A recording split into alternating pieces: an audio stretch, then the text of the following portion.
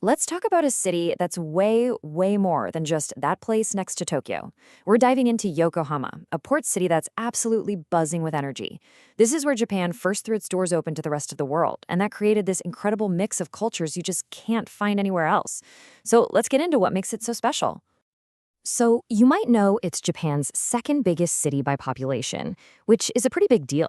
But Yokohama also holds this really cool first. It was the country's original gateway, the first real window to international trade and culture. So, how did that one fact shape the entire city we see today? Well, let's find out.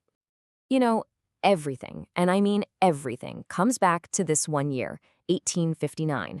This is the moment the port of Yokohama officially opened. It ended centuries of Japan's isolation and just kicked off this massive transformation, turning a tiny fishing village into a bustling, global hub. Honestly, this single date is the key to unlocking Yokohama's entire vibe. So here's our plan. We're going to explore three totally different worlds inside this one city. We'll start with its jaw-dropping futuristic waterfront, then dive into the sensory explosion of East Asia's largest Chinatown, and then take a walk through the historic spots where the past literally meets the sea. And then we'll wrap it all up with how you can plan your own adventure. All right, our first stop is Minato Mirai 21. Now, the name literally means future port of the 21st century, and believe me, it absolutely lives up to the hype.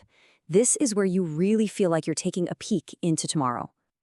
The really brilliant thing about Minato Mirai is that it's not just a random collection of cool-looking skyscrapers. Nope, it's this carefully planned city within a city, designed to mix that stunning architecture with these wide-open, super relaxing parks right on the water. It manages to feel both epic and really inviting at the exact same time. And this right here perfectly captures the city's personality. You've got the red brick warehouse, this beautiful piece of history from the Meiji era, now totally alive with shops and events. And then bam, right next to it is the super sleek, ultra-modern Hammerhead Complex. The past and the future aren't just in the same city, they're literally next-door neighbors. Now, to really wrap your head around the scale of this place, you have to see it from above. The Yokohama Air Cabin, which is Japan's first permanent ropeway in a city, lets you just glide right over the heart of it all. The views you get from up there are just spectacular, something you can't get from the ground. And for the absolute best view, you've got to go up the landmark tower. From the Sky Garden on the 69th floor, you get this, a mind-blowing 360-degree view that, on a clear day, goes on forever across the entire Kanto Plain. It's a view that really puts everything into perspective. Okay, from this sleek, futuristic waterfront, we're now going to do a complete 180 and plunge into a world that is just bursting with color, energy, and oh my gosh, the most incredible flavors. Welcome to Yokohama Chinatown. It is a true feast for all the senses. The scale here is just wild. This is not just any Chinatown. It's the biggest one in all of East Asia. We're talking over 150 years of history crammed into a neighborhood with more than 500 shops and restaurants. It's dense, it's vibrant, and the food, well, the food is on another level. Now, before we get to the food, you need to know this one word, Tabearuki. It basically means eating while walking. And here, it's not just a thing you can do, it's the absolute best way to experience the endless adventure of flavors that is Yokohama Chinatown. It's the whole point. So where do you even begin your Tabearuki journey? Well, you could start with something you literally cannot miss, the zaji pie. This is a massive, crispy, spicy piece of fried chicken that is often bigger than your face. Seriously, it's an iconic street food snack that's as fun to post online as it is to eat. How about a classic with a fun twist? Forget what you know about eating soup dumplings. Here, you can get a jumbo Xiaolong Bao. They give you a straw, and you sip the unbelievably rich, savory broth right out of the dumpling before you eat it.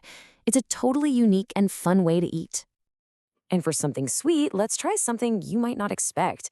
This is Vietnamese head coffee. It's this rich, creamy drink that people say is like a drinking tiramisu. The fact that it's so popular here just shows you how the international influences in this area go way beyond its Chinese roots. All right, after that whirlwind of food, let's slow things down a bit. We're heading back to the waterfront, but this time we're going for a walk through history, checking out the spots where Yokohama's whole story as a port city really began.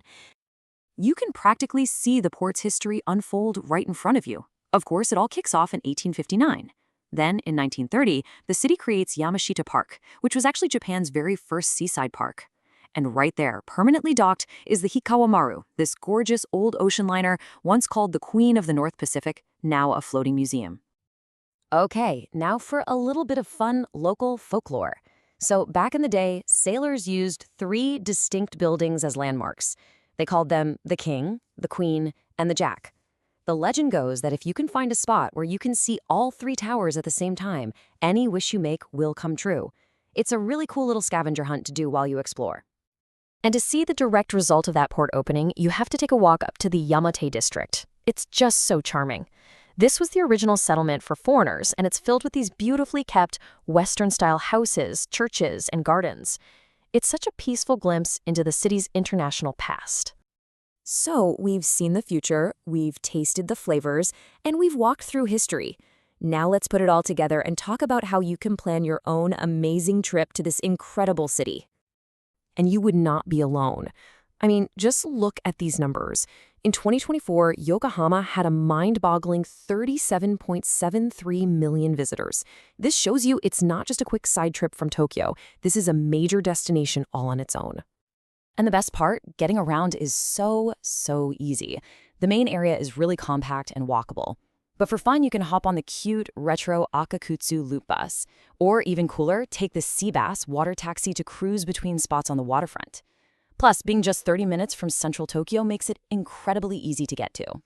When you really boil it down, Yokohama gives you these 3 amazing, distinct worlds, all in one walkable city. You've got the future in Minato Mirai, all that incredible flavor in Chinatown, and the rich maritime history of the port area. It's that variety that just makes it so unique.